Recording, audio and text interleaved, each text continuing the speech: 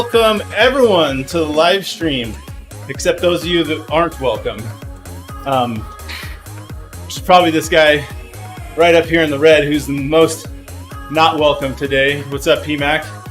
Yes. What's up, everyone? I guess we could say we're glad to have him, but I don't know. I'm about to not really be glad to have him because he's about to make me suffer a lot. And come on, I'm going to add an extra filter or crop onto Jason here. Get his sidebars gone. Come on the fly cropping. Just delay. Hey. So welcome, everyone. So what we got going on today is I'm doing an INSCYD INSCYD power performance decoder test. Yeah, every time I see it written out, I think INSYNC. So just in case we break out into boy band songs, that would never happen on this channel. Just tell us who you think, which member of the INSYNC P-Mac is, which member Jason is, and which one I am. And if you know any of the INSYNC band names, we'll be concerned.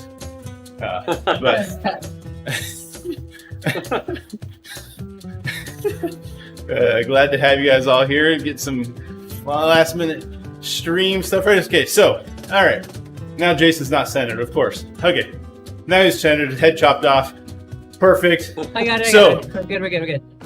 So while I'm pulling up the workout here on the screen here, why don't you give our viewers a little bit of a what am I going to be doing here, P-Mac? Besides building up my anger towards you and hate, which is already at a maximum level, so I'm not sure how it can get any worse throughout the test here. I know. Well, I do have to point out that the only way I can make you suffer was to not be on my bicycle and to give you a hellish workout.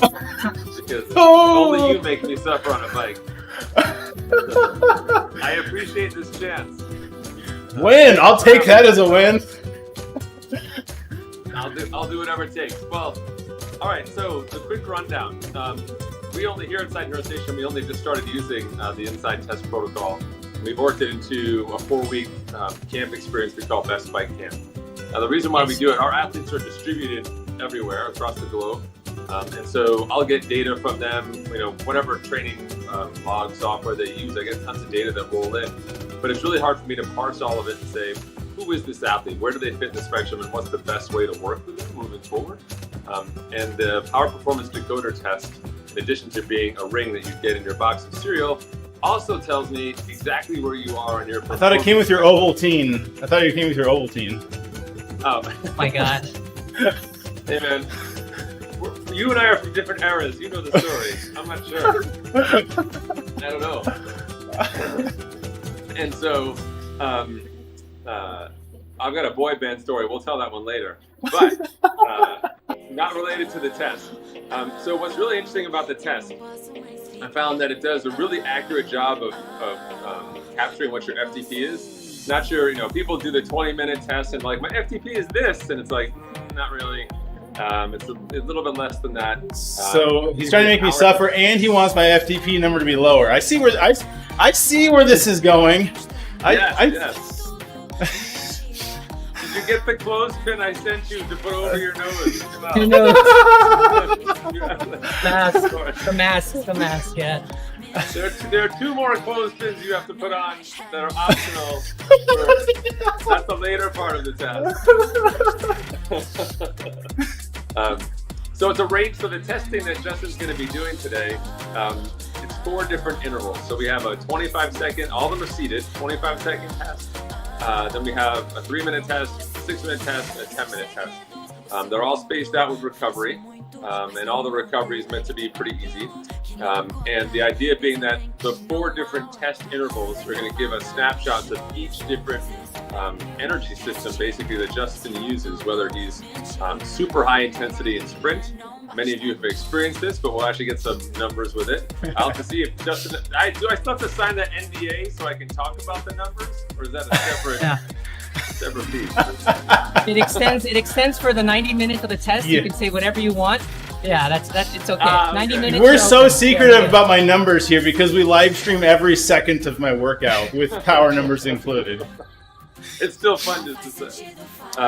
So we get a great sense of those numbers, and so we get a spectrum. We get a bunch of data, and I can go through some of that in a minute. So basically, on the test protocol, what I always tell people is the two most important things are, one, you're always seated, and then two, that you got to sort of kick off every interval doing your best through that interval, and then if it's okay if it declines. So for 3 minutes, it's like doing a 1 minute test, and then 2 minutes of hanging on. 6 minutes is like a 2-3 minute test, and the rest of the time hanging on. We don't want you to, I don't want to say sandbag it, but go really steady in the last minute, be a hero, and really push up those numbers. So really, if my numbers drop to like your level at the end, that's okay? Is that what you're saying? Absolutely. Stopping is completely okay. No. What's happened to me? I'm no good. I'm a triathlete. Okay, so I've got up here on the screen, I got the workout we're going to follow. You can see the block here, there's a bunch of free ride sections. I'm going to get that started. There's going to be a lot of text on the screen. And but there's going to be a lot of free ride, warm up, easy stuff. Basically, yeah, because it's like do nothing and then do everything. Do nothing, do everything. Yes. I mean, I wrote this workout once. It's really simple. Do nothing, do everything. Rinse and repeat. Well, especially the 25-second test interval, you need 2 minutes of like half a watt per kilo. I think they also said like zero, like they want zero cadence. What's wrong with you? Yeah. Just zero cadence. Okay, so I've got erg mode on. It wants me to run erg mode just because they don't want me to do extra power at all, right? That's the whole point between the erg mode. Exactly. Yep. We're using everything to try and contain you, Justin. Send in erg mode. Yeah. He said we were going to really hate him at the end of the test, and I said, if my hate can't get any stronger, does that mean we'll already know my power numbers and I don't have to do the test? I mean, I've been working on getting my numbers up, so I got the weight confirmed to the scale this morning. Weight is trending up. That's good. Oh wait, we didn't want that number up. Was that one? I'm just trying to make excuses here so that when my numbers come out below Pmax, we know I'll be like, well, you know, I was in the middle of a training block. I was live streaming. I had to look at Pmax face while I was doing the test, amongst other factors. What is the whole session ends up being close to about 90 minutes. So there's plenty of time for people to step away, celebrate your suffering, and then come back for the next edition of your suffering as well. It's good to know. I've got 10,000 juice boxes because I can mute all his dad jokes for all the in-betweens. So like yeah. There you go. I love it. I was gonna say, if you're trading in dad jokes for excuses, I'm gonna get out my notebook. I'll start writing them down, Justin. I haven't heard a lot of your excuses. It's very close. From what I understand, it's very close to the triathlon excuses. From what I know. Ah. I like it. Hey, Paul, thank you for liking the stream. Glad to have you here. We got, let's see, 4.5 minutes left in this warm-up. Okay. Then a minute 15 free ride. It looks like I get a couple, or something. I just see a lot of free rides and warm-ups on the side. So I'm like, this is my kind of workout. Free rides and warm-ups. Right. Yeah, if you got a couple test intervals, make sure you got the gearing selection right. Yeah, you don't want to. Right. You want to get up to max power quickly, but you don't want to run out of gear. Okay. What kind of cassette do you have on the rear, Justin? I've got an 1128. Okay. All right. So there'll be some gaps in there. You want to find your happy place. You know, especially because you're seated, right? Like, are you big ring? Are you small ring? What do you want to be? I think for the sprints, we'll definitely want small ring, yeah. Because I mean, I can't get. Oh wait, never mind. No, I somehow tried to tie that into a PMAX sprint, small ring. Didn't work. It failed. Oh, does this standard test have the practice sprints in it as well? D-Mac? Yeah. This one? He does, yeah. Okay, good. Yeah, that's super key. That's super key for him to get right, yeah. Efforts will be completed All right. as free ride efforts on a flat road. Oh, I chose a hilly road in Zwift, so this is not going to work out. Regardless of the terrain. Dang it! You'll have to do it twice, now and then on a flat road. And then Exactly. we'll compare the nodes. Yeah, that's all that exactly. means. That's all it means. Smart trainer will provide resistance. What about the smart Alex on the live stream? Doesn't say anything about the smart Alex I have to listen to in the workout file. So smart. Player here. Well, my Zwift companion app said unable to load workout files, so that's good. I mean, that's my other excuse. I couldn't even see it on my mobile companion. Oh. Life is so hard. I remember when we had no mobile companion. Yeah. You probably Some of remember us when there don't was have no any companions, period. Yes. Dang, Jason beat me to the punch. Missed it. I was like, come on. So bad. So Justin, what course did you pick? Sand and Sequoias. Man, you can't get enough of that Watopia, can you? Oh no, all of us. First Are you taking test that interval, level 20-second very maximal seated sprint. I thought about doing it on Mars, actually. But Yeah. my numbers would have been out of this world, so we decided to stay away from that. Oh. That's. Oh. The test sprint is performed in a free ride section with the resistance coming Ending from the workout trainer. now live. Extra workout. That's right. Andy says this is payback for all the dad jokes. Oh my god, there is no. You there must is no- begin the sprint from a period of pedaling below half a watt per kilogram. Must stay seated for the entire sprint. Performing any test outside the seat will lead to incorrect results. Anything you say or do can be held against you in the court of INSCYD. Wait, what? What? Where'd that come from? No gear changes in the sprint effort. I was going to do a bike swap mid-sprint, so good thing they told me I can't. We're going to choose your gear that allows maximum power as quickly as possible. Right.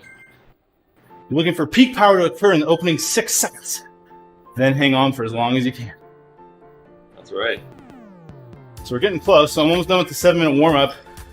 I'm guessing these 4 free ride blocks are when they're telling me to bring the power down. Thank you for the follow. Nice to have you on the stream.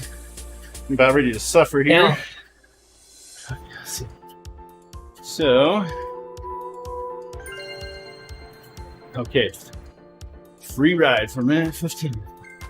Right. There you go. Everybody watch Free ride carefully. portion, you will be We have guided through 2x6 seated sprint, 2x6 seated sprints to get a feel for the resistance. Yep. Must start the So test sprint from a period of easy pedaling under half a watt per kilogram. So I want to be in the gear I want already now. Yeah, ideally. yeah. So watch carefully. We have never watched Justin ride this slow. Bring your power down to under half a watt per kilogram. So I'm doing a cadence of like 12. This is the speed at which Justin does chores around the house, so he doesn't have to. It's a gear that will allow you to reach Did you say maximum power as quickly as possible. No gear changes. Ensure your power is under half a watt per kilogram. Okay, we're at 0.4. Well done. Always pushing the 0.2. limits, Justin. This is Ready? where your avatar gets mad at you. Okay, first 6-second sprint. This is supposed to be all out or a test? Yes, this is sprint. Get your power 7 up. seconds. 7 seconds.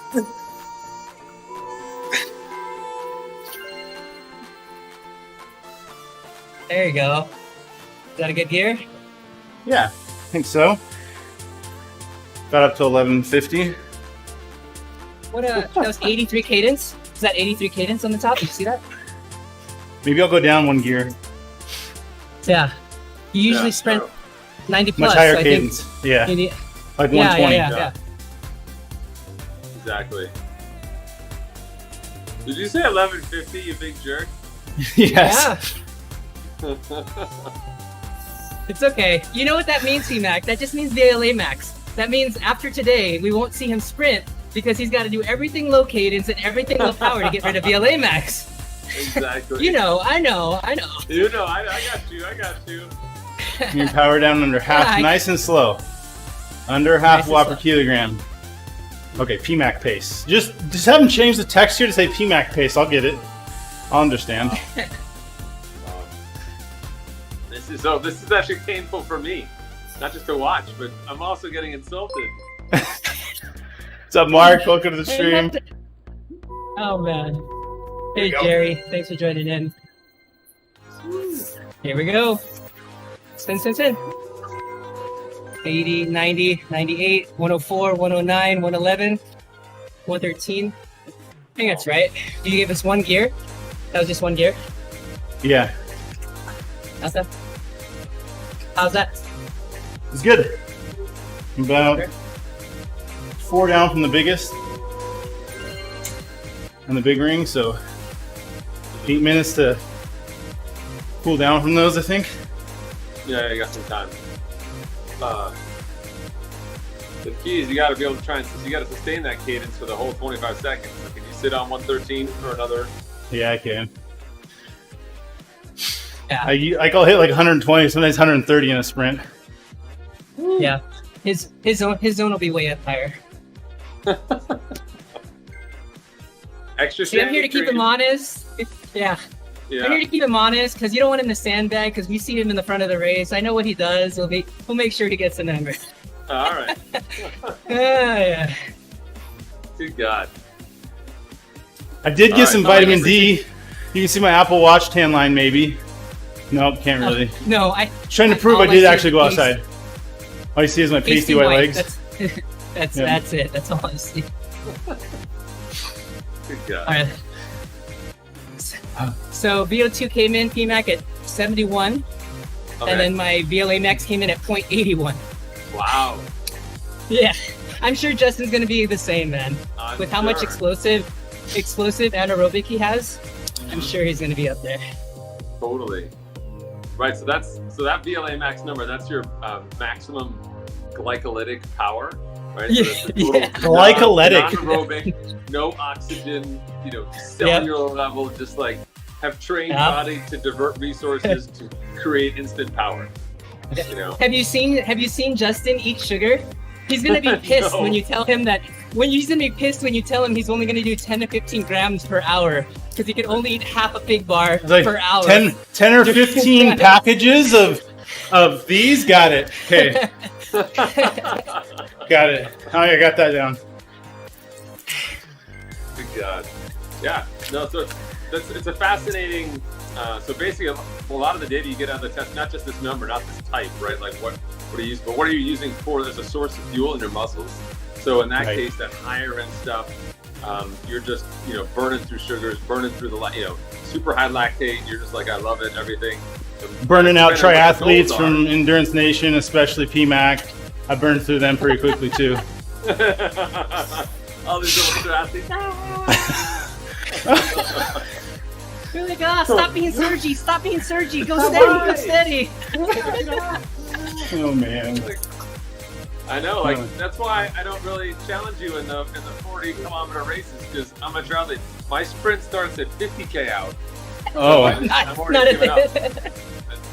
Hey, I got to point to the state championship jersey where I sprinted from 50K out as well. They never caught me. Fair enough.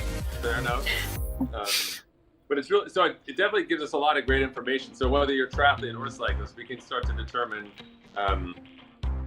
lots of great stuff about your fitness in terms of what intervals are great for you, right? So depending on what your goals are, if you're saying, hey, I'm going to do remember you're doing that time trial for a while. You're like, hey, I'm doing this, 20-minute, 25-minute time trial.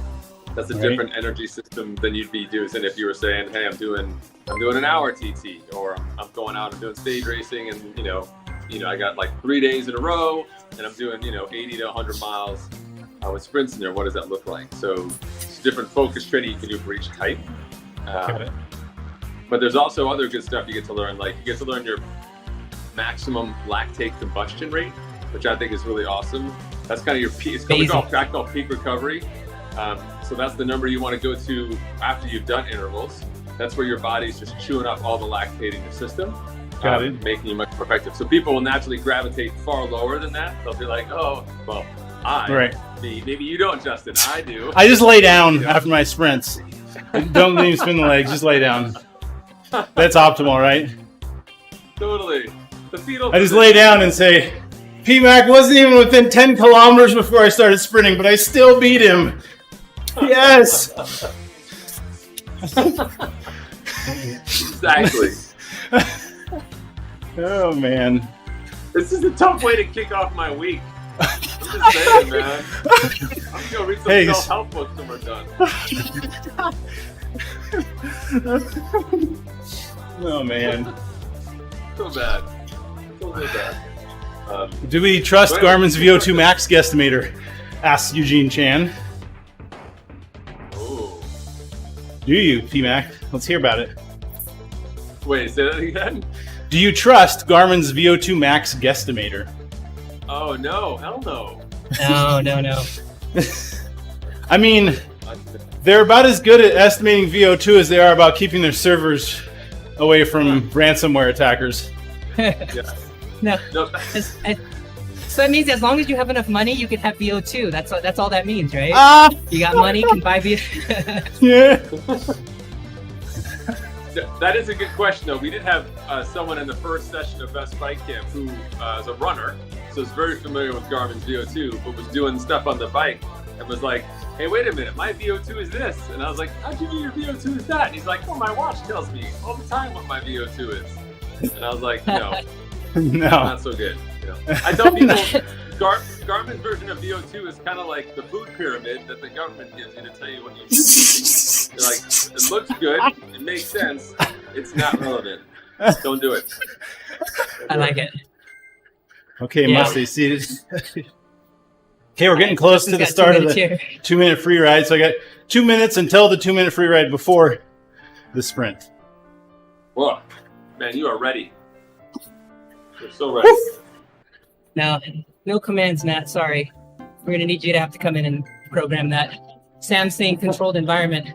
So this is the closest that a remote athlete will be able to get this controlled environment.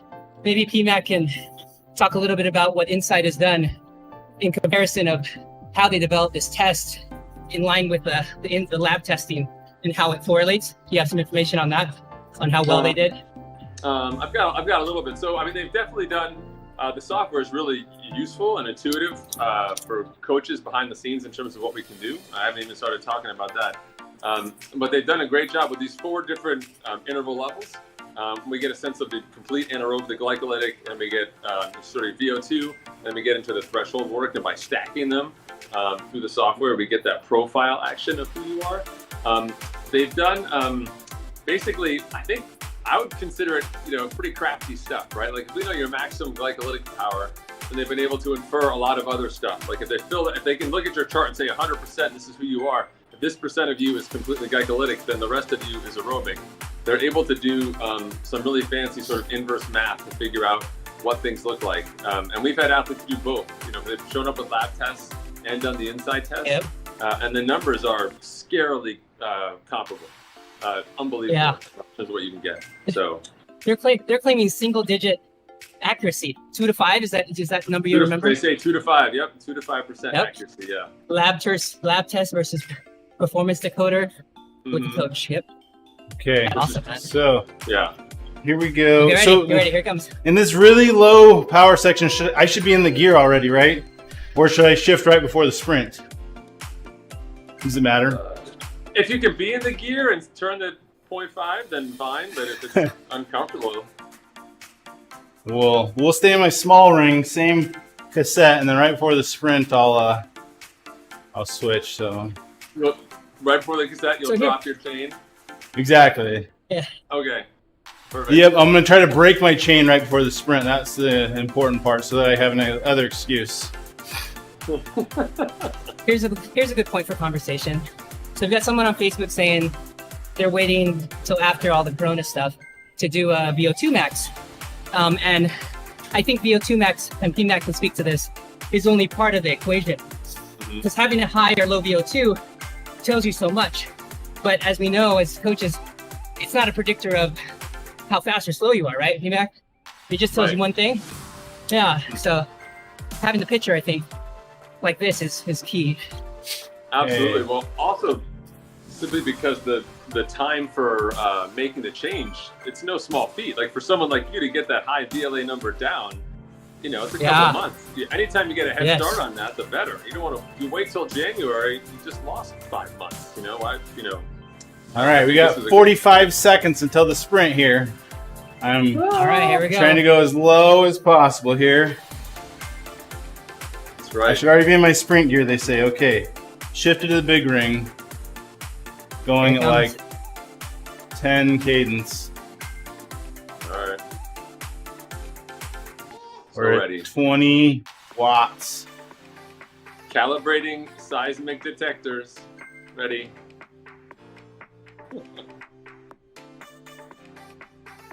We start in 20 seconds. Okay. How low can you go? And of course, my avatar stops. 5, 4, 3, 2, 1.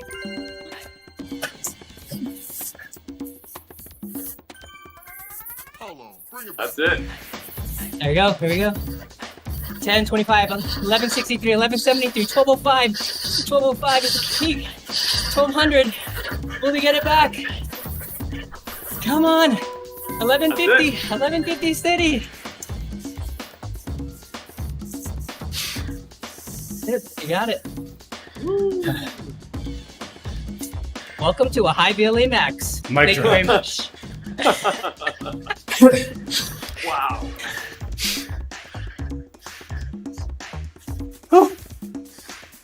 That's crazy.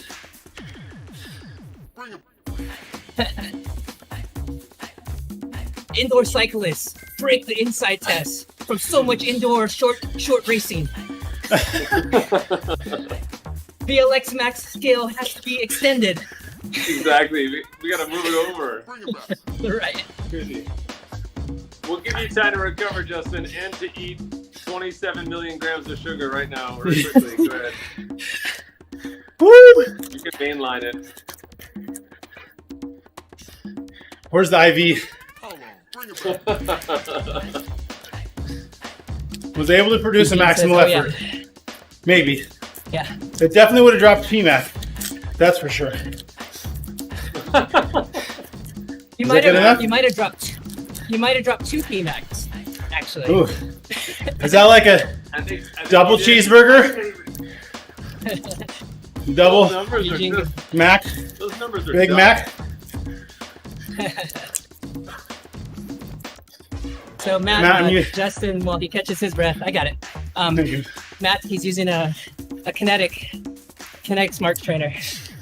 So, did Justin ever tell you he's a ambassador for Kinetic? I just wanted to let you know. Do you have additional weights on it? No, that is just in sprint. Yeah. So I guess on the conversation of VO2 max, obviously we understand that it's not a metric to target, essentially telling us how much oxygen that we're creating. But I think with a lot of the reading feedback really just tells us if we've been training. Because if you're a long-term athlete, you'll naturally have a elevated VO2. And really, once you get above 60, 70, I mean, that just tells you that you've been training versus not on a 30 or 40 range, right? Exactly. Yeah, it's absolutely. That's a great way to look at it. Some people will look at it as, oh, my VO2 is X, I need to get it to Y. And it's all training affects your VO2. The longer you've been active, the higher that engine is. Absolutely. So, right. So if you come in at that 40 range, and some people just are because that's their life, right? They can only train 45 minutes an hour a day. That's their story, which is fine. You can, improve your power at VO2, but obviously if you have a chance to get out and do more training, like you can, I don't know, like get rid of your entire family for several days, somehow, hypnotizing your wife to take the children away, and then you can just go ride your bike like 240 miles. 50. That would help. 250. Just checking to see if those neurons are still firing like the muscles in your legs. Yeah. No, that's a good point. Right. So some of the other stuff we get out of the test, I think we can talk about while Justin's recovering. So we get the FTP number, we get the VO2, the percent, all the stuff that goes along with that. As we were talking about before, we get a sense of the energy sources, which is really interesting as well. So you get a chart that talks about fat max and carb max, and it's talking specifically about energy sources that your muscles are using. And so that's really interesting as well in terms of how effective you are. So athletes with a high VLA, they're super carb oriented.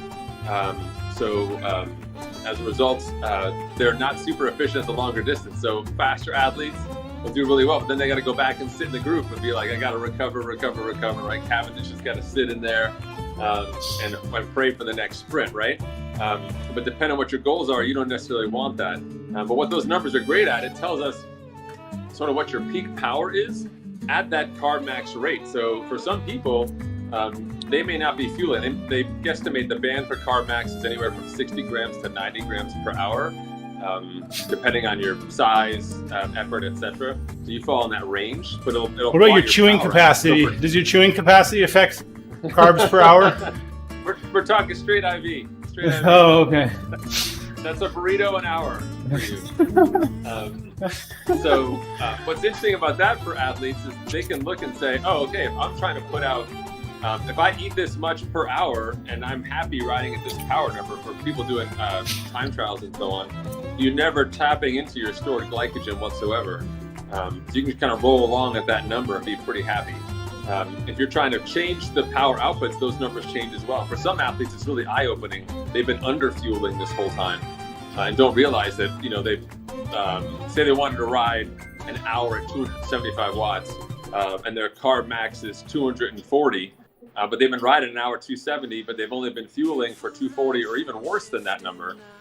They're just using all their stored glycogen. So if you fall in that category, your pre-ride food's got to be on point. You got to have a ton of glycogen ready to do that work. And especially when you start getting into, we talk triathlon a lot inside the team here in Durham Station, but for cyclists like you guys, if you're doing multi-day stage races and you're just, crushing through your stored glycogen on a daily basis, and then you, like Justin, you've got to go for all those interviews and things like that. It's really sort of impacts your ability to show up the next day and be excellent. Mainly it's just Strava at the finish line asking me for a title and description. These things happen.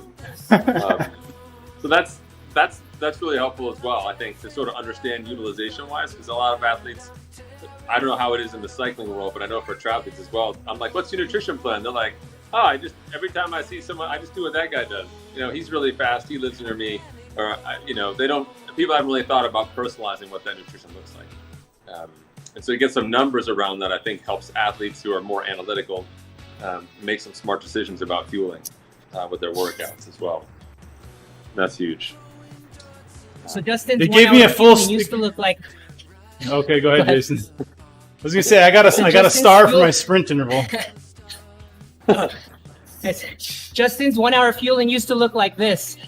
It will soon look like that. Oh my God. It's like, I only have a year's supply of those shoes. And then like after test, I have a 6-year supply of those shoes. It's so good. So helpful. But I think another aspect of the software that's really awesome is we can run virtual tests off of you as well. So we say, what happens if these are Justin's numbers? This is what he looks like. Here's his profile. What happens if we... Does it need a full body shot?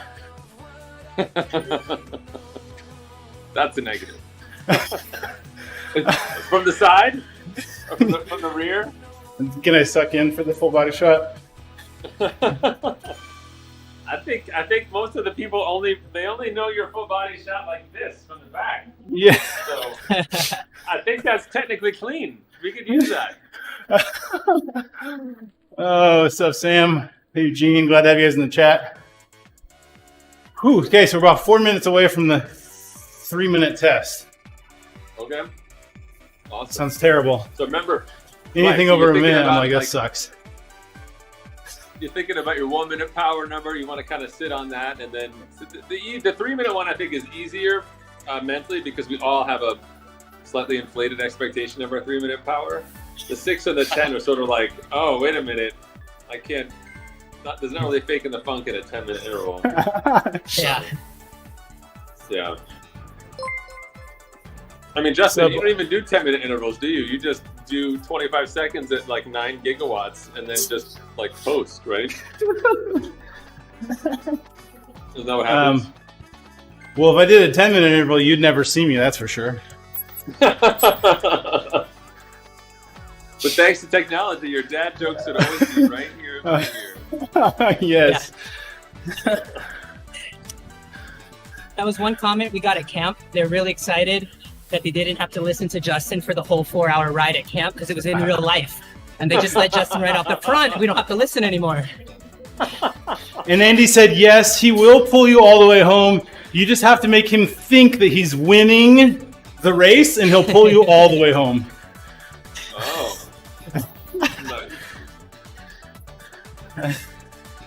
Johan asked if this will be a Denning-esque for this workout. What is that, like just sprints and a ton of easy?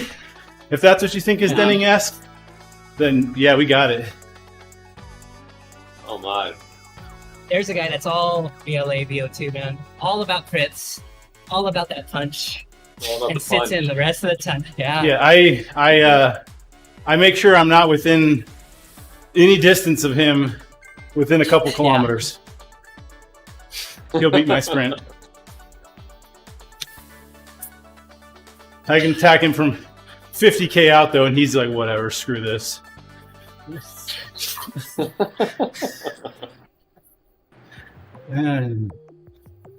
Okay.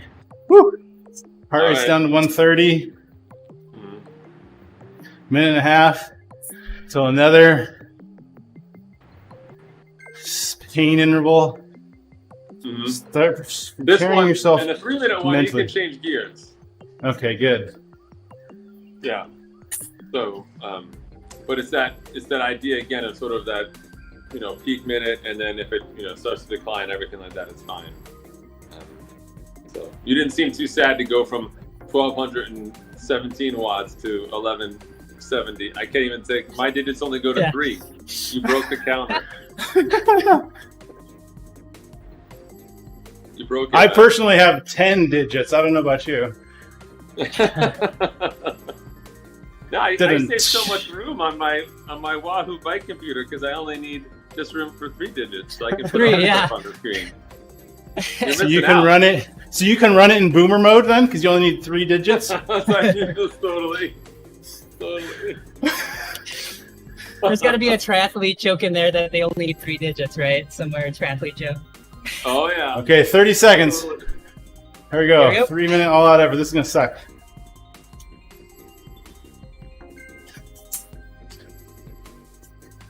Let's see. So where would this put him on in Watopia? Is this like reverse KOM?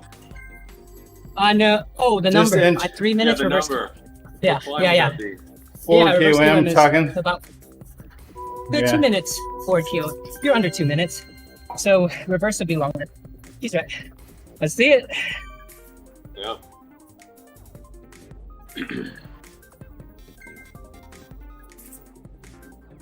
Oh, you got your average there too. There's one thing you talked about, PMAC, real quick. Maybe we could hit it. Is the recovery power that it brings in. Yeah, totally. I could totally talk about that. So, yeah, that recovery power we were talking about. So that's your max, sort of your peak lactate consumption place, right? So we can look at a curve and see where you're using lactate, and take, no matter where you fall in that spectrum, we can put it to your advantage.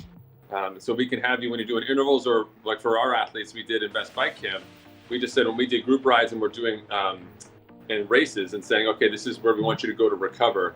Getting really competent at recovering at that level becomes a skill, right? So you can determine where I need to be. So for me, that number is like something, it'll be completely esoteric. Mine's like 247 watts or something.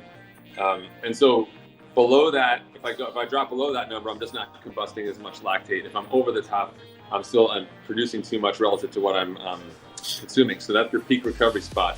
So you know basically your body or your muscles at that point in time are just chewing through all that lactate, creating more space, and whatever the case may be, in case of an interval workout, to do more efforts, which is ultimately what we want. And so that I think it becomes huge for two. I would say it becomes really important for two reasons. One is if you are trying to, if you're doing sort of like over threshold type work, and you're trying to make sure you're getting in the high end or in races or dynamic situations, you're like, oh man, I got to get down to this number, right? Because when you do say a 10 lap race in the real world, the power number, the difference between Justin's watch and someone else of his caliber are going to be very close. It's not going to be like Justin is racing me and I'm gone. So the difference isn't who's got more power, it's who can recover faster between the climbs, between those sections. So knowing that peak number and chewing through that lactate and getting recovery high is huge. The other All right, side, let's go, Justin. Let's go. Hold on, PMAC. Hold on. 45 seconds. Go, time go, do go, you have go, go, go, go. 45. Go, go, go, go, go. Change gears. Get up there. Get up there. Roll through. Get up there. That's it, man. Come on, come on, come on. Push up, Good push work. up. 30 seconds. 30 seconds. Go, go. Up, up, up, up, up. Come on, keep cadence up, cadence up. Good. Come on, man. We're almost there. Roll it through, roll it through. Next one you can use 2 legs. The next one you can use 2 legs. You'll be fine. Up, up, up, up, up. Come on, come on. Come on. Good. Push it, push it. We got a big bar for you. Come on. You got it. 299, 500. 500. Nice job. We'll give him a minute. So Eugene says, oh my gosh, Justin's 3-minute power is my 1-minute power. Yeah. Yes. What was the average? That is the downside of seeing Five, someone like Justin 500. Yeah. Wow. Gosh. That's so painful. Gosh. It's painful for you, Justin, but those numbers also just crush the dreams of millions of cyclists across the globe. So, but if they too would just eat big bars, they could be strong. So while he's recovering, just one last thing. So I was going to say about that peak recovery rate. What's really interesting, so we know if you're doing intervals, for example, like VO2 or whatever, if we can get you to recover in that space, great, or you know, sort of tough FTP intervals. But you can also be sadistic and make sure that you don't sit in that peak recovery area. So you can go below it, so you're not actually getting rid of lactate, so that we're spending far more time inside that zone for creating changes. So it's another way to strategically, I think, for athletes as you move across the season and get more efficient at those intervals, to get more bang for the same buck. So you don't have to say, oh, I've got to do a 90-minute workout instead of a 75-minute workout. We can just change your recovery window at the effort you're going and make it much harder for you. It's also a lot more strategic. Yeah. Gosh. Huge. I love how He still can't talk. their text is totally not looking at my power numbers at all. It's like, that was huge! You did amazing! Text has no idea what happened. Yeah. Those numbers are huge. So big. So I guess that the conversation on the volcano race, PMAC, you've done the volcano where we've raced up it about 7 minutes. That's a low VO2 effort. Riders were chatting about not pedaling at all, going downhill, versus how you're recommending here, hitting that number, so that by the time you get to the bottom of the volcano downhill, you're going to be fresher than the same rider. Is that what you're saying? Absolutely right. So great point. So I think the way I look at that recovery piece, so you'd say you do that 7-minute interval. Absolutely. There's 30 seconds or 35 seconds or somewhere where you just got to get your breath back, right? We all sort of have that moment where we're like, I've got to just get back, and we're not so worried about the numbers. But the maximum amount of that recovery time that you can spend at that number, yes, absolutely. By the time it comes time for the next interval, the next sprint, if people are going to attack that short climb up, or if they're just waiting to the sprint finish, you will definitely be fresher. Absolutely. Yeah. Which is a big change for how athletes think about recovery, right? Particularly in that dynamic race situation. Yeah. It's huge, So I think that first minute was like 600. And then He was. it fell apart. But that's what he told me to do. Told me to go big and hold on. Yeah. Did I pace it correctly, so, Eugene? Or I go a little too hot in the beginning? I think That's good VMAX work. said 1 minute power, right? Right? Yeah. Start with the 1 minute power. Yeah. Yeah. That's good. Again, totally depressing for the rest of us, but really good for you, Justin. We're so happy for you. You're like the smart kid at the front of the class, and you're like, I'm taking this science test. You keep getting it all right. We're all like, oh yeah, we're so happy. Was 110% the correct score, teacher? I wasn't quite sure. Could you spell it out while everyone's listening? If 110% is good? Also, while you're grading my test, here's a flower and a big bar. Thank you. Hey, someone took a bite out of that big bar. Yeah. But Eugene, this test, you actually want to trail off. You don't want to save anything. Trust me. Right. Yes. There's nothing saved here. Like, I will go into this 6 and 10 minute depleted for sure. Like, you'll know what my FTP is because I'll be exhausted. No anaerobic left. No anaerobic left to use. That's so funny. Eugene, what that means is that next time you race Justin, Eugene, you just have to go 600 watts for over 3 minutes and he'll be tired. That's it. That's it. That's it. Are you supposed to be sweating? Because I'm not. Oh, it'll come. That's so funny. So I know for our triathletes, the majority who did the test, that 25 seconds was basically a near-death experience. Oh, yeah. But when they got to the 10-minute test, they were like, oh, this is so great. I got this all day. So taking their triathlete selfies. Oh, my God, totally. Totally.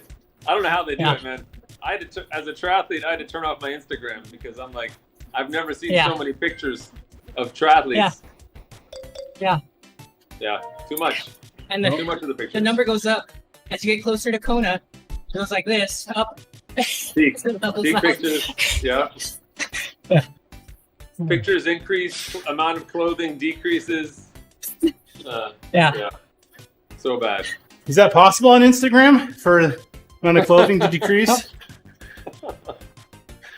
That's followers only. Exactly. For subscribers, my friend. So I was talking before about the virtual testing too. So I was going to say one of the things we can do is we can model out like what happens if Justin reduces his VLA max, by 0.2, or if he increases his VO2 max. What do these different versions of you look like? And it'll show you the change that you can get in your threshold power, for example. And we'd also see what things would look like from a fueling perspective as well.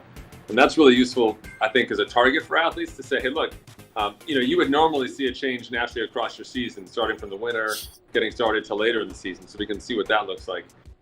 But also for athletes to get a better sense. I think after a couple of years, athletes kind of have a sense that this is where I'm at. Like, this is my threshold is always, plus or minus 10 or 15 watts here. My VO2 is this is my sprint number. But you can be really focused on it. We can see what your potential is for doing work based off of the test data. I think it really gives people a new sense of like, if I do these sessions, I can move the number to the right, et cetera, and get better results depending on what it is they're looking for. So, Justin, if you're trying to, like we said, maybe you want to get that threshold up to 400. What does that look like for you? Right. So Eugene asked, now that he knows that the average is 550, is 550 or 600 and then rolls out to 450, is there any worth in him going back at some point and doing 550 steady and trying with less variation? So really you're only doing this test 4 or 5 months apart, maybe twice a year, right? You're not doing this every 4 weeks. Yes. The changes are so big. Yes, that's a great point.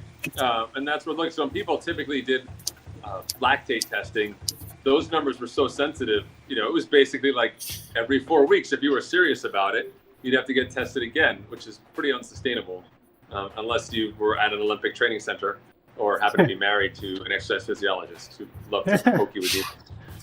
So not very useful at all. Now, these changes are definitely more macro level work. So in my world, I tell people we want to test you sort of start of the season. And then again, we want to look at sort of that transition period as you're moving from your base phase towards race phase. Where are you at? How much work have you done? Where do you want to be? And then if we can capture you in that space at the sort of your peak performance, to be like, this is, we started here, this is our midpoint, this is the end, win, like total win. We can exactly see what your annual progress looks like on a typical basis. And also see whatever change we were able to do. So then when we start the next year, we do that initial test, we can see, oh, you were here, which only dropped off. In an ideal world, you're kind of moving up on a sort of like an upward trend over time, so we don't lose that much over the winter and what that looks like. So yeah. Also, I was reading that there's a fairly large range of time allowable for each of the tests that the software can take into account. Yes, totally. We can do that. So we've had people, when we did the test, like I mentioned, some people messed up their 3-minute test.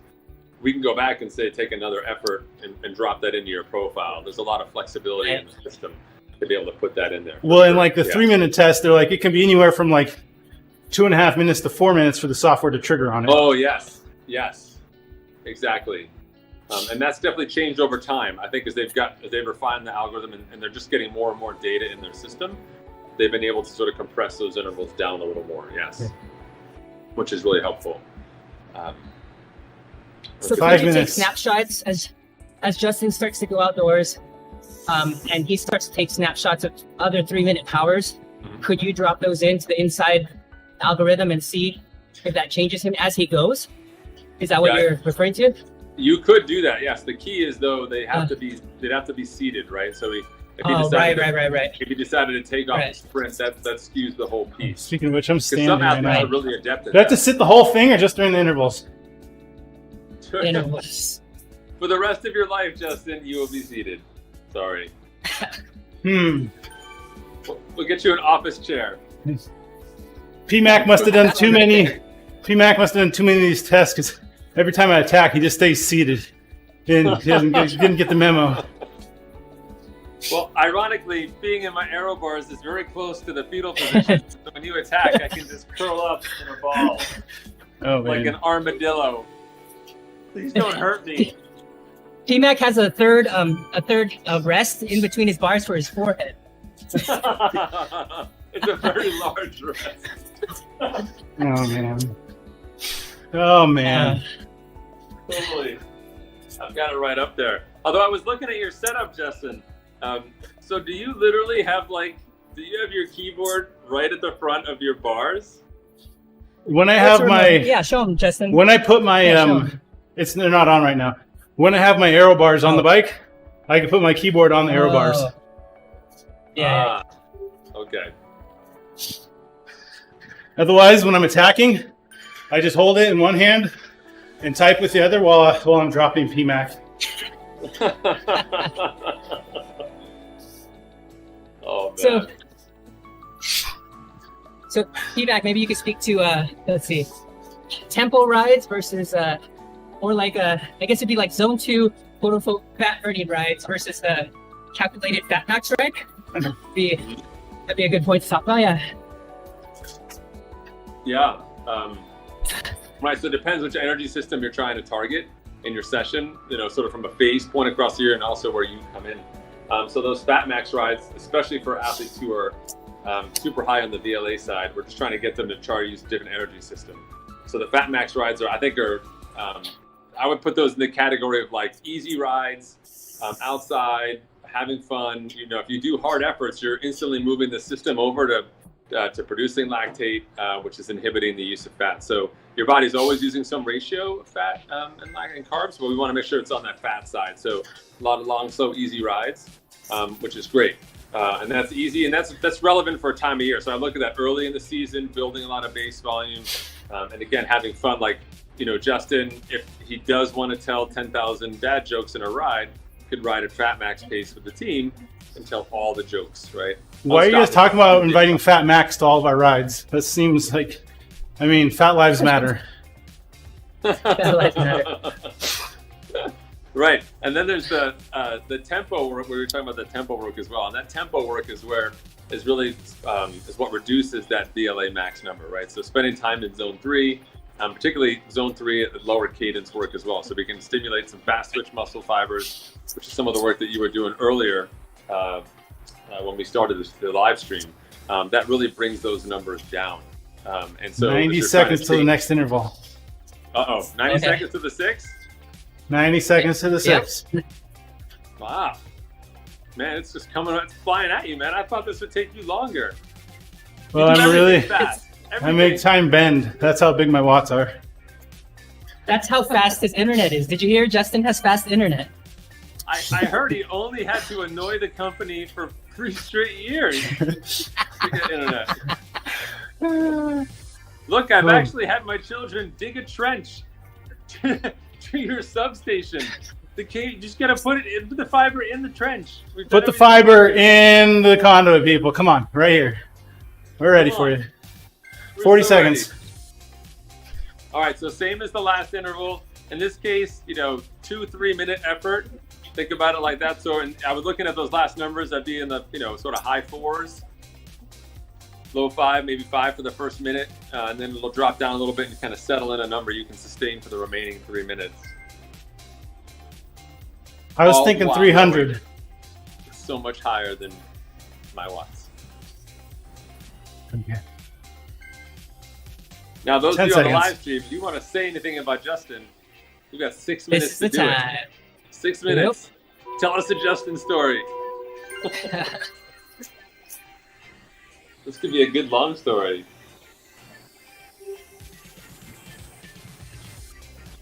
Ten seconds. Here we go.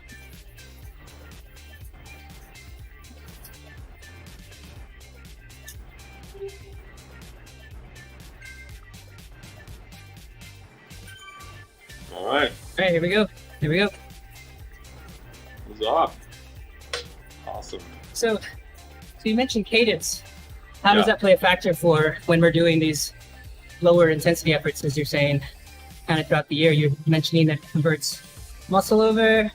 That seems to be really important, right?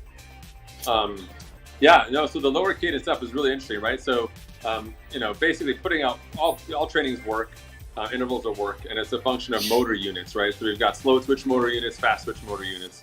And the more you use them, the more they become like slow twitch units, more endurance. And so for athletes who are sprinting and then taking it super easy, whoops, hold on. Sorry about that. I'm getting all my notifications while I'm talking to you.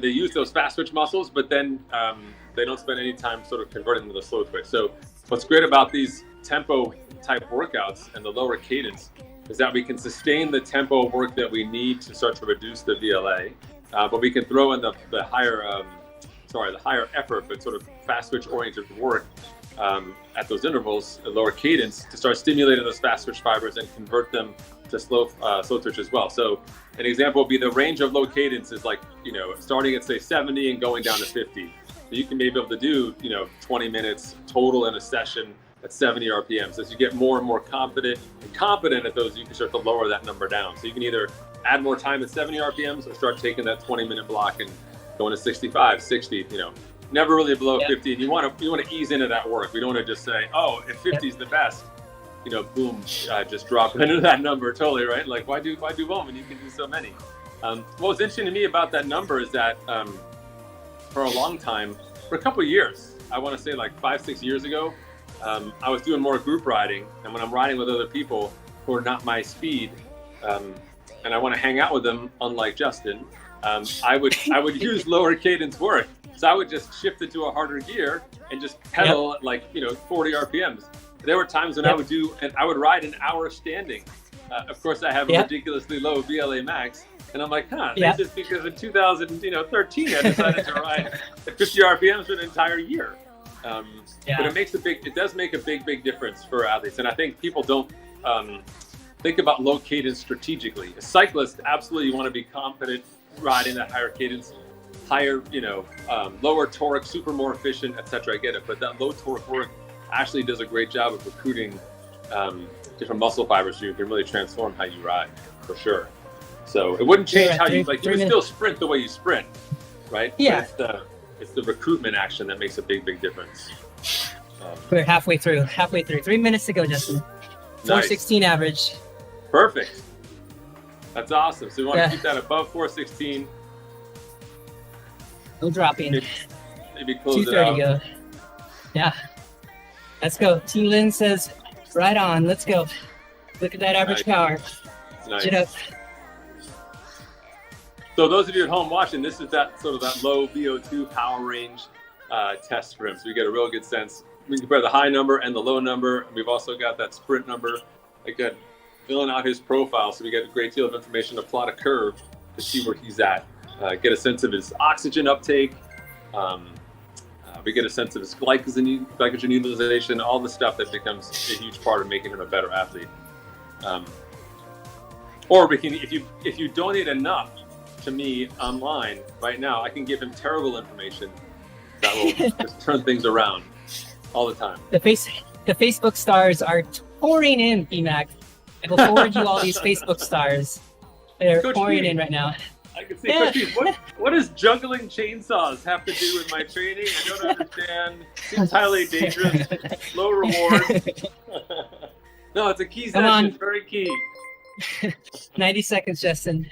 Scott Liu from Mars says hello. And Nice. Idol Ray from the Philippines just logged in, saying these are Nice. wild numbers. Wild numbers. Oh my God, such crazy numbers. I think this is something else to talk about outside of just the testing. Getting a chance to benchmark your numbers, I think, has become really important. As athletes, we tend to sort of remember our best performance for like the last 6 months, or the older you get, the last 6 years. And like, oh, I always ride 3 minutes at this number. But getting a test number out of that is really helpful for people to sort of reorient themselves.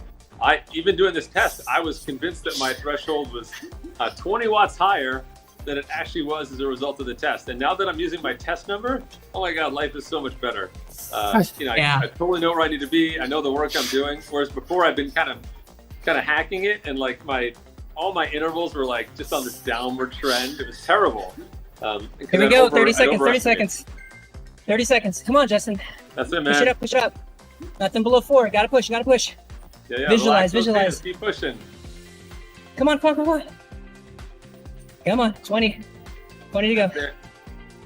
Oh my God. That's it. 403. 403. 403? 403. Nice. Was it, out of curiosity, Justin, was it showing you the average on the screen there? Yeah. Yep. That's pretty cool, huh? That's a great addition. I didn't have that in workouts before. You could get that, capture that number. Is that back in 1980? No, it's with workouts. Like, I would have to have a bike computer like back in the day. Now you can have that number there, and that's pretty awesome. Was that before trainers were invented? Justin holding in all the comeback for 6 minutes. He's totally just letting it all out. Okay, at 5 minutes when you said this, Patrick. Oh yeah. Why? What Is did the heart rate PMAC? look like between those two intervals? I don't know. High. I wasn't watching. Right. I hear you. Perceived exertion. What was the perceived exertion there, Justin? Oh yeah, let's try that. 11 out of a scale of 1 to 10.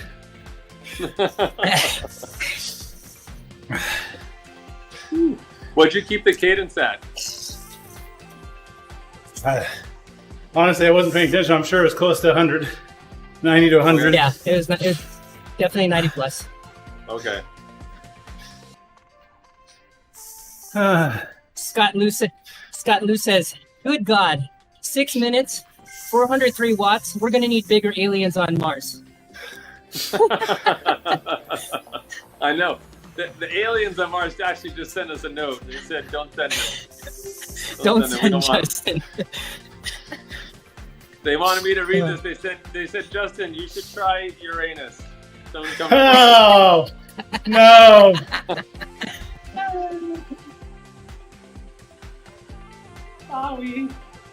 So, T-Mac's the kind of guy that when he teaches astronomy to his kids, he's like, hey, this telescope, kids, is so good. You can find the moon, you can find Jupiter, hey, you can even look up Uranus.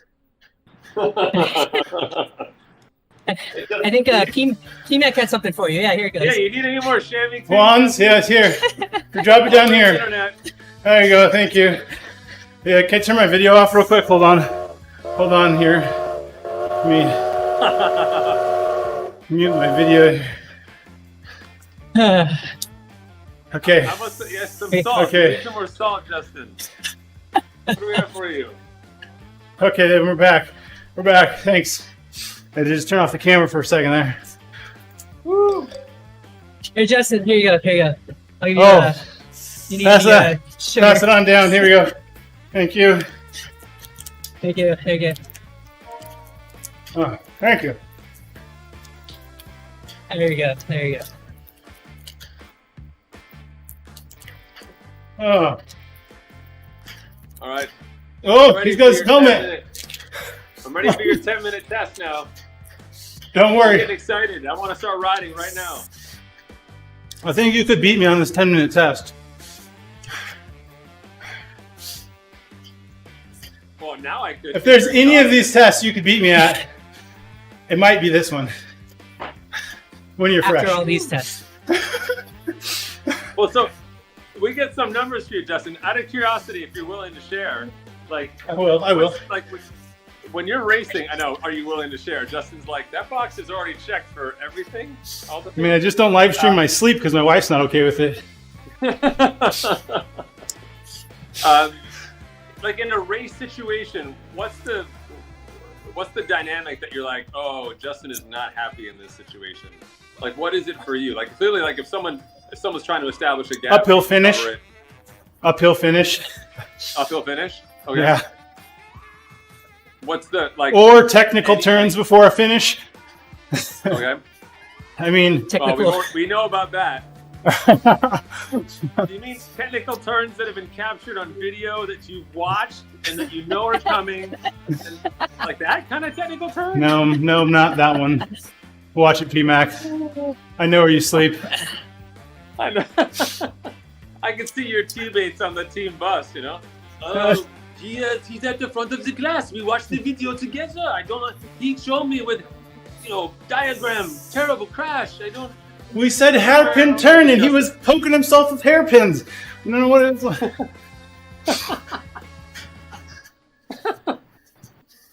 I can't ride my bike either. It's okay. At least your crashes are I think, from cycling, not mine, which are just dumb. Congrats. Life insurance asked me if I have any moving violations. I'm like, well, at least they don't write me tickets every time I crash my bike.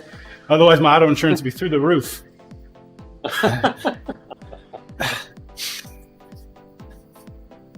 All right, so 10-minute test is left. Easy peasy. I'm thinking this is going to be like 350 maybe.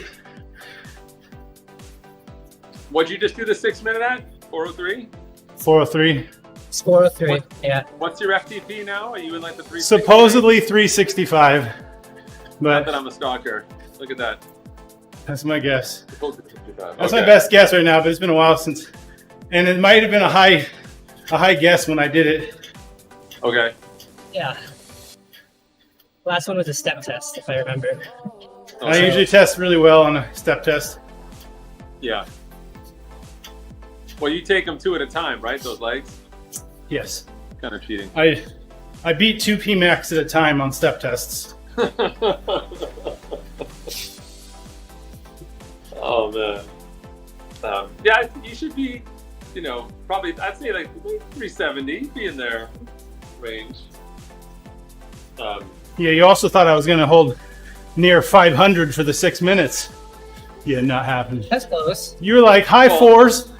Yeah. I was like, maybe at the sprint at the beginning. I don't know, man.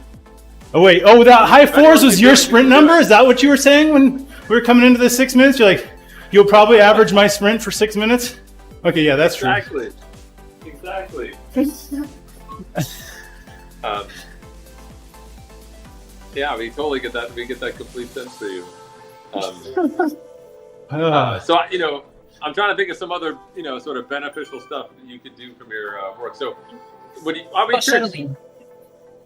all I gotta say is, I've got only 57 ride-ons, but 82 TSS people. This needs to be fixed. The ride-on to TSS ratio is wrong, and all you watching me suffer, fix that now. More ride-ons to match the suffering. At least 2 ride-ons for TSS. Okay? Get to work. Call your friends. Look, he's doing it right now. He's calling his friends. Everybody, ride-ons. So Eugene, at one point when I was using a left-only power meter, I once did a step test and tested it like 402, 403. But that was the left only, and we know I'm left heavy. Well, I'm just generally heavy, but left tends to put out more power. So my numbers have been a bit lower since I've been doing dual-sided power meters, and I think I'm going on 12 months since the crash. I could almost make it to a Crashaholics Anonymous meeting now. Nice. I think that 403 number was probably close to back when I was doing Sweatfest. I don't know. Mm-hmm. Couple surgeries later, surgeries and bikes, kids. Listening to PMAC too much has all dropped my power. I don't think that's... you can totally see a swing like that in a good season, like a solid season build up for someone like you to put 10%. What I find, well, I mean, probably, thing I find is like, I just got to build up the volume. And with volume usually comes a bit of threshold, although I don't really like to test my threshold very often. Surprise, surprise. I'm like, okay, if I'm upping my weekly volume, I'm getting prepped for these really long races because I just need a lot of endurance in the tank. There you go, Terry. Somebody's helping us out here. Look at that. So this might be a good chance, to talk about the balance. So obviously we have an idea of a shot where obviously his anaerobic powers are super high. The VO2 max is going to be high. Mm-hmm. So the part where he's going to be able to have the most gain on his FTP number is exactly kind of what he's leading to, right? In his own intuition with, I need to do longer volume at some lower power in order to push it because I pushed all the other limits up, right? Right. Is that how we see this? Absolutely.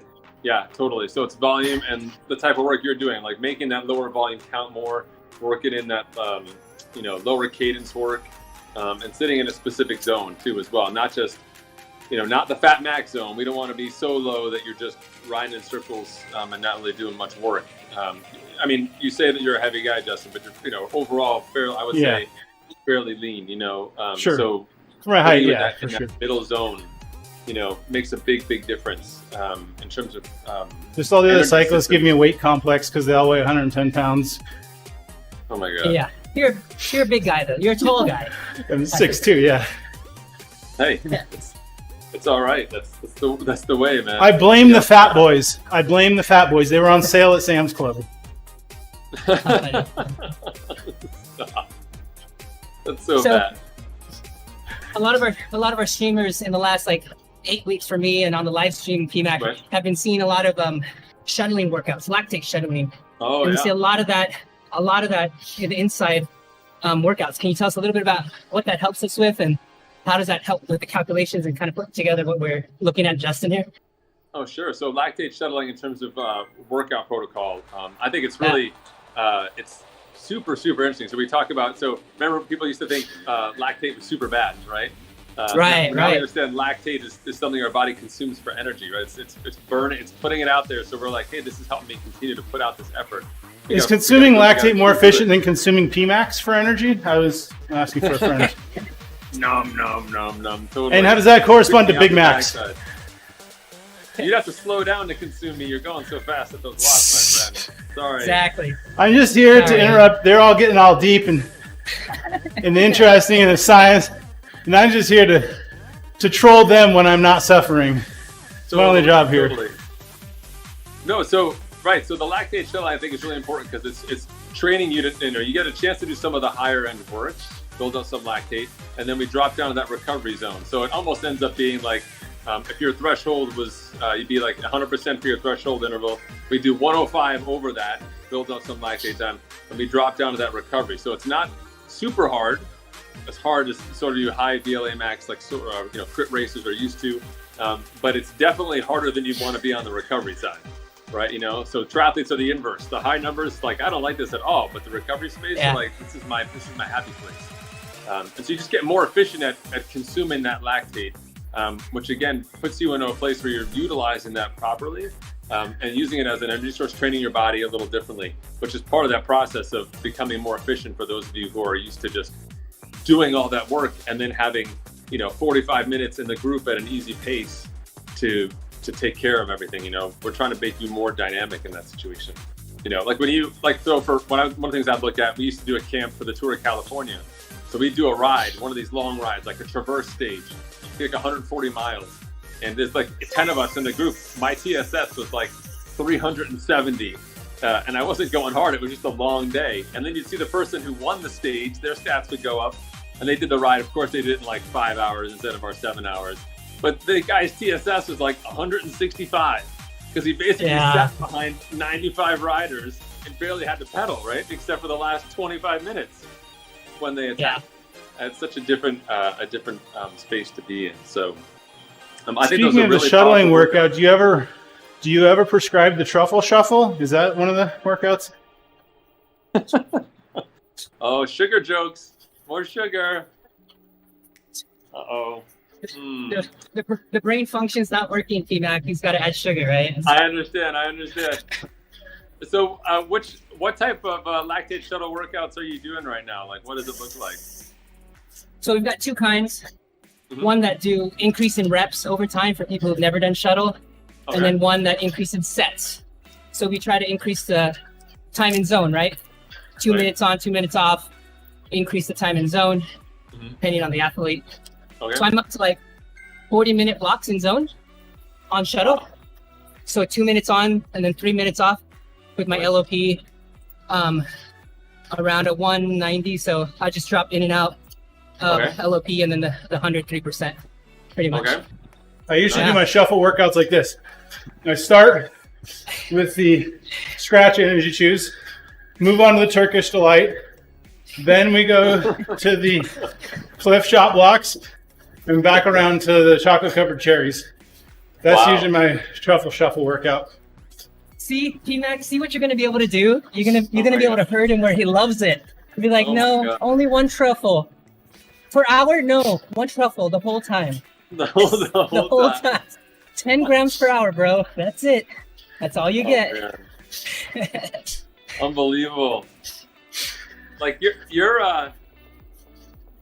garage with all that food is a lot like that warehouse in Beirut, I think. All that high octane stuff. That could be dangerous. Oh my gosh. It's terrible. Leave PMAC to leave like make a joke out of natural disasters. I don't know how natural that was, but it was a disaster. It was a disaster. It's horrifying, but I'm just saying. So that's the lactate shuttling is a good workout. Another workout that I think is really interesting because it sort of came out of this understanding of lactate and how we work, because we get that recovery rate, right? So we know in the lactate shuttling, we get a chart that shows us, hey, 1 minute at say for 103% in your case, and 1 minute at recovery, that's a 1-to-1. So we create the lactate, we combust the lactate, we can continue doing that. If you're doing efforts at 106%, 109%, the lactate increases exponentially, right? So it's not a 1-to-1, and you can see that how costly that is for those athletes. And so if you were doing 106%, you have to recover maybe twice as much, and we can plot that out for you if we need to. Exactly. But it's really interesting to kind of see how as you're going through the process of doing that work recovery, again, inverting it and saying, hey, if for time crunched athletes, if you only have an hour and you want to do 2x10 or 2x12 or whatever your threshold work is, but you can't, at a certain point in time, you run out of minutes in an hour. You can't do like 2x30 because it's an hour. You could do what I was calling sort of a primed FTP set, where you could do the first 5 or 6 minutes at, say, 105%. Just do 105% interval for 5 or 6 minutes. Don't recover very much, and then go into your FTP. We're going to put some lactate in the system, induce a little bit of stress, not too much, and it will make the work at those intervals count a great deal more. And we're still within the hour. And so we don't have to then say, I think that's the biggest thing. We talk about progressive overload, like you were describing. Eventually, athletes are like, I'm running out of time in my day. I can stop sleeping, like Justin. Hey, am I supposed to be recording this workout for post-analysis? I'm faking an injury so I can work from home. Yeah, like Justin. All those things. We're going base layer only for this. 2 minutes away. 2 minutes away from the 10 minutes. We're going to go base layer only. Get a little more cooling action. Okay. Awesome. So. Oh, speaking of which, are you eating and drinking, Justin? I'm not watching. Eat, drink, and be merry. All right. Yeah, he is. All right, good. That could be bad. That could be super bad.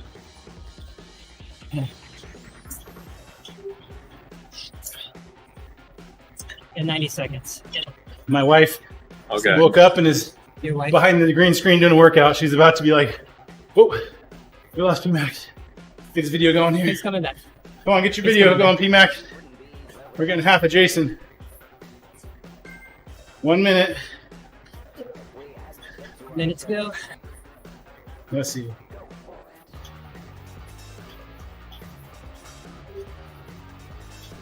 So Eugene says, we're just gonna call Justin Justin Chunk from now on. Okay. I got 35 seconds. PMAX video, there it goes. Here it comes. Here goes, here goes. 40 seconds. You're good, you're good. Okay. We're in there. 22 seconds. Come on, just. My wife's gonna be like, what is this moan just yelling about to be about? She has no idea. Oh man, I can't hear you guys anymore. This is no good. Okay, we can hear you. Oh no. Okay, we can hear 10 you. seconds. Jason, can you hear me? Yes. No, you got me. All right. I still don't know if it's going to. Here we go, he's starting. All right, Justin. Nice and steady. Here, let me go away. I'll try and come back again. Let me see if that works. Okay, copy that.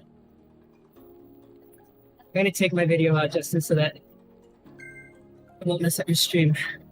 Just roll it. You're good. All right. It's all right, Justin. Just focus. I took my guy out. It'll be empty. There you go, there you go. We'll just talk over it.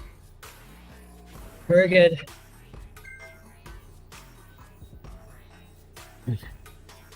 He's gonna try to log back in. All right. Watch that number. Keep that cadence going. Hey man, we're getting some good conversation. That's awesome. This is gonna be a really good video.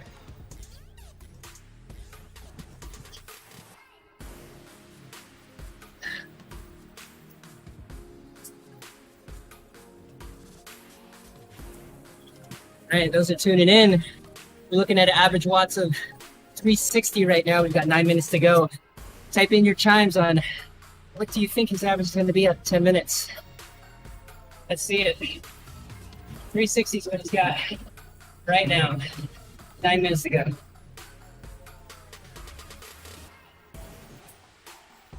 Yeah, can you guys hear me now? Yeah? Yeah, we hear you. Okay. We hear you. All right, okay. I think earbuds here. All right.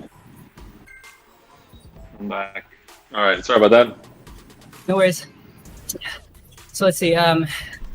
So the zones are different. That's one thing to point out. Your inside zones are different than Coggin, which are different than all the zones, right? Yeah. Oh my God. So helpful. Yeah. Thanks, everybody. Isn't it? Yep, it's like you get a new bike and you're like, oh, great, the brakes. I need this special key for the front brake. Yeah, totally. Yeah, so I've told what I did for my athletes when we generated the report. We kind of gave a cover sheet that had some of those key numbers, not just the FTP CPS report. Like total CPS, right? Yes. I don't even know where my cup of coffee went to. So yeah, there it is. Look at that. Woo! And so. Yes, they say, yes, red stapler. Yes. And so we put all those numbers up there. So what's your peak recovery space? What's your fat max number, where you want you to be, etc. So people could just I told them, I was like, literally print out that sheet like he has and put it next to the screen so you can just dial it right in. Don't even think about it. It's just too much to remember. Right here. Look at that. It's too much. Your tri coach is so proud of you. So proud. So it is the numbers are definitely different. I think for some athletes, I understand they have got a high VO2 and a low VO2 number is kind of hard to work with. I mean, especially if you've got if you're using stock workouts, the VO2 number may be set at say 120, and for you, if you're like Justin, super high on the VO2 side, that may be 130 for you. Whereas for me, that may be 115. So you're gonna have to be able to use the controls in game to make those adjustments to get the workouts to fit your numbers. Accordingly, for sure. I think it's really, really hard. So how have you balanced some of these changes, like working in, Jason, I'd be curious, some of the low teams work, but still one of the questions I got from my athletes is like, but hey, when do I still get to have fun on Zwift? Like now I'm doing these workouts, I lost my fun. How do you strike that balance? Yeah. So on our balance with Endurance Lab, what I'll do is I'll leave one of the workouts a week to allow them to race, right? A lot of their work during the week is tempo, like you described, low cadence tempo, because a lot of us are the same. 45 minutes to 90 minutes, that's our zone. We love to race at that zone, that power. So we really are doing these fat max and tempo efforts at low cadence with one time of the week that you're all out racing, and then one day of the week we shuffle, depending on your level. Yeah, so that's how we're shuffling. But here's the difference. So I'm an INSCYD athlete, but so I kind of talk about inside work and athletes kind of right here, but a lot of Zwifters and endurance lab riders that we have, and you have them too, that are just kind of understanding all of this. So this is really high level for them. So getting them structure is important, and getting them to be the right workouts. So we start to dial that in, and that's where fat max, and the biggest thing we do as coaches is we have people do, less intensity to be able to get that work in, right? We're telling them to do less a lot of times. Yeah. So the balance is that. Less. It's hard, right? You're like, there's another race starting right now. And wait, there's another race now. Hey, let's do another one. Look, a race. Yeah. Yeah, it's tough. It's challenging. It's less races. But then you could focus races. So you do your hard work, and then you make them go into a race. Like you have them do like 30 15s before a race. And now they come in fatigued. And now they have a whole different type. They're not fresh, right? So that's huge. That's a good point. Actually, I think a lot of athletes do well racing fatigue. Their tactics change dramatically. Whereas if they're strong enough in a say they're a B racer and they're strong enough, they could be on the front doing some work, but they show up tired, then they're in the group, they're being a little more savvy with their tactics. Yeah, completely different race. And some people actually do better in that. But if they were strong, they never would have done it. Never would have done it. So, that's a great point. So Doom goes from the live stream. So we have high level coaches and low level athletes like Justin. So that's why Justin tells dad jokes. Is that how it works?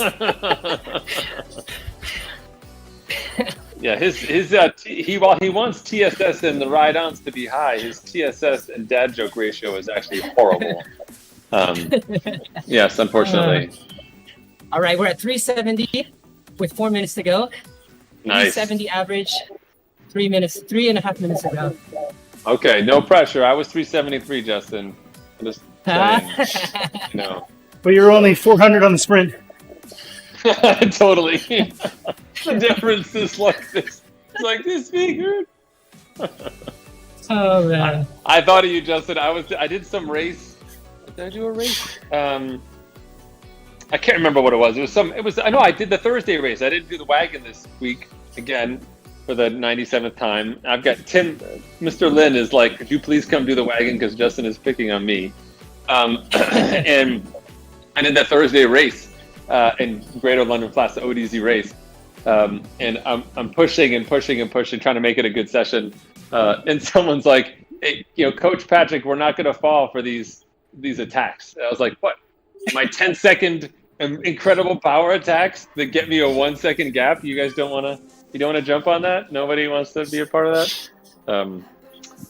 That's a great ride as well. I'd never done that one before. I thought the 5-lap one would be too much for me, but it was actually good. So I feel like as you do get to like your level 2, and I mean, a lot of us, longer races are going to be where you get that separation, after 75 minutes, you're going to get those riders that can hold on to that. Because under that, you can kind of fake it. You know that. You can fake it 60 to 75 minutes, right? Yeah. Our Saturday, we do something called the hang-on ride on Saturday mornings, 6:05 a.m. East Coast time. And it's a progressive ride. So we do big foothills. So each climb is, we do 3 watts for the first climb, 3.5 watt cap, then 4 watt cap for the volcano. And then we come down the volcano, and when we hit the downtown banner, 20 Ks of a mini race. And that always goes back through Titans Grove reverse, and it finishes 2/3 the way up the reverse KOM. Nice. So people, depending who shows up, how it plays out. But I actually have a chance in that race because we don't hit that race until we're like an hour and 20 minutes in. And so all of a sudden, all those dudes, I'm actually pretty close to them. All I have to do is get them tired for 80 minutes first. No, it's a good point. But for me, I mean, it's been eye-opening for me as well. I think a lot of it depends on where athletes want to go. So for me, I've enjoyed my time. I'm a little more flexible this year because I'm not doing Ironman racing. So I'm okay being in the middle of the pack and trying to say one of my weaknesses is that higher end strength. So, 60 seconds. Exactly. So I am doing those VO2 workouts because that is going to be a substantial change for me versus someone like Justin, who is already excelling in that category, Here we go. 60 seconds. 380 right now. 60 seconds. Oh, man. Final minute. I never should have told you 373. He's going to be like, I bet he probably 374. I bet he could exactly. I bet he could totally do like 381, but he's like, no, it'll hurt more if I'm at 374. If I just drop that on Patrick, it'd be, insult, injury. 30 seconds. Nice work, Here we man. go. How's his cadence right now? 80, 89, 90. Yeah, this is him. Okay, nice. This is him on a long burn. This is him right around 90. Wow. Okay. Wow. Check out those legs, Doom says. Look at those quads, Quadzilla. Oh my God, those quads. I didn't know that they had a filter to make the quads look like that. I love it. Snapchat. 382. 382. 382. Quad chat. 382. Oh man. Woo. And that's great work. That's awesome stuff. Wow. So that's awesome. While he recovers, I've got a little bit of time. So here's the thing. Now that we have all these custom zones, what we're finding is that even though, let's say you've got stuff going into your training peaks or whatever, or you have to say that you have an FTP increase, because the other markers are based on metabolic efficiency, they may not necessarily change. Is that correct? Yeah. Like, that's right? Mm-hmm. Yeah. Mm-hmm. So all the zones don't move together. They move independently almost. They all, yes, exactly. Right. So, I always tell people we have kind of to focus in on what is it you're trying to improve. Like most people traditionally are saying, I need to get my FTP higher. But to your point, which is really interesting about the work and the type of athlete you are, the way to change that may not be actually doing more time at FTP. It could be doing that lower intensity, low cadence tempo work actually is going to give you the growth that you need. So I think that's what messages in the chat. We've got time for a towel whip. PMAC. Towel whip. Towel whip. Here we go. 100 messages in the chat. Hold 100 on. messages. 100 messages in the chat. Wow. That's worth a towel whip once I get my... Oh my gosh. We interrupt this regularly scheduled blah, blah, blah from the coaches for the towel whip. Towel whip. Oh, there we go. Just in time. Okay. Apparently, if I can still do a towel whip, I didn't take the test hard enough. I should be on the ground cursing PMAC, but I still beat him. And yes, great work right there. I did dig deeper when you said 373. You know exactly what to do. He probably did like 350, but he was like, Wagz at 373. Wagz at 372. I'm going to say 373 just to irk him. Out of curiosity, what were you at when I said that? Like 373. No. Oh, well. He's close. I started at 360, and I kept upping and upping. I probably should have gone the other way. But I honestly thought I was going to be in like the 350 range. Yeah. No. That's good. That's kind of what I would expect ideally 20 watts ish over your FTP. I think at that number. So at this point in the test, so you're right on point. That's good. That's so funny. So we were talking about zones moving independently. Zones moving independently, right? So exactly. So people will do a ride or a race and just like, oh, it says boom, I got a new FTP. You're right. Not all the numbers move correspondingly because you just move. Wait, Swift is like the biggest platform in the world. They know everything. If they say my FTP is 500 watts, it's 500 watts. Right. It is, for sure. All the time. And they help you know. Go ahead. Yeah. No, go ahead. I was going to say, sometimes they put that cone over your avatar, Justin, so you know exactly, that you really got a good FTP. It's a nice celebratory hat. Sorry. More dumb jokes, Jason. Go ahead. No. I was saying that the one thing Zwift does know is 20 minutes times 0.95. That's what they know. Oh my God. All the time. Cool. And I think what's interesting about this test, for me, I tell my athletes, for you guys, it's times 0.9. I know 0.95 is what they say, but in terms of sustainable FTP work, it's more 0.9. And so Doom says, what's great about Zwift is the internet gold standard for indoor brags. Totally. Absolutely. So I think that the numbers you get out of this test, I think, are just so much more accurate when we get the profile piece. I found it to be, my workouts are actually more repeatable, I think, and that's something people don't necessarily appreciate. They'll be like, oh, I downloaded this training plan on Zwift. I'm just going to follow this plan. I think my FTP is, just says my FTP is, number X. A number that I'm comfortable telling my friends it's that high. That's good, right? Don't want to be embarrassed. And they'll do those workouts, and then people are going to see that declining performance over time because they've got too high of a number, and they're not ready for that type of work. So when you do this kind of a test, all of a sudden the week is hard, but you can balance it out. And you can do the work incrementally like you're doing the endurance side, and get stronger from week to week for that block of time, 8 weeks, whatever it is, the block that you've got. That's a huge. No, the week don't train hard, Patrick. The week are weak. The week aren't. Okay, sorry. Tried to play a WEAK. Oxygen's gone. Wow. PMAC is weak. There we go. That's all I needed to say. Just like, no. Weak isn't hard. PMAC is weak. Indeed. Okay. No, that's. Oh, man. This is like drunk Justin. So lactate affects Justin differently than most athletes. Interesting. Okay. Like, 25 seconds left in the workout. I am killing this 165 watt section. Boom! Hey, PMAC, I want to thank you for coming in, giving us a chance to do this test, running my numbers. I'll be talking about them on the stream as I get the results back, and we see just how much higher they are than PMAX. We'll make sure to point that out on every live stream from here on out. That'd be wonderful. So here we go. We got the workout up on the screen. We'll take a look at this. Got a couple sprints. I hit my highest peak wattage on the second warm-up sprint, 1260. Okay. But my heart rate at the end of 10 minutes peaked at 183. Okay. So that's good. You can see I hit the first 3-minute section really hard here and died. Kind of the same on the 6-minute effort. First minute was hard, then I was pretty steady for about 4 minutes, and then dying the last minute.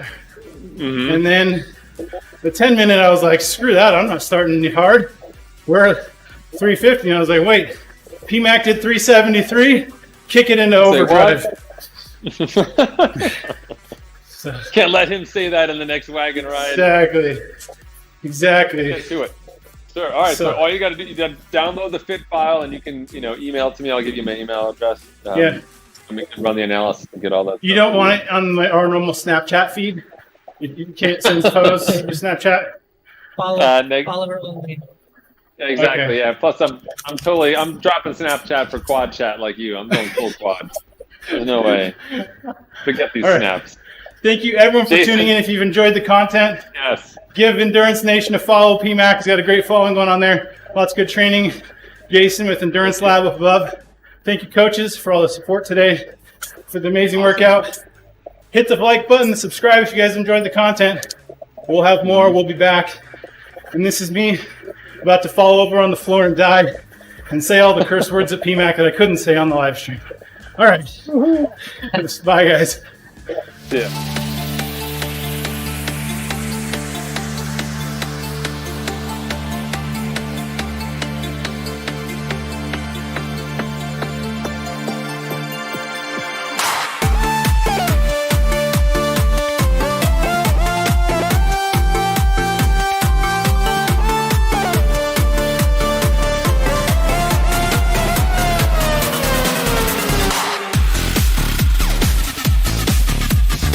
Hey, Twitch people, we're going to do a raid. Stick around. I know you didn't go anywhere. I can see the numbers. Y'all are still waiting for me to die again. Jason's got the raid going on.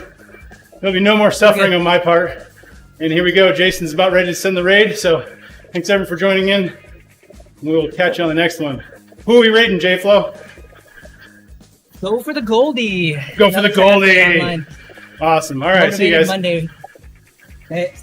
Nice.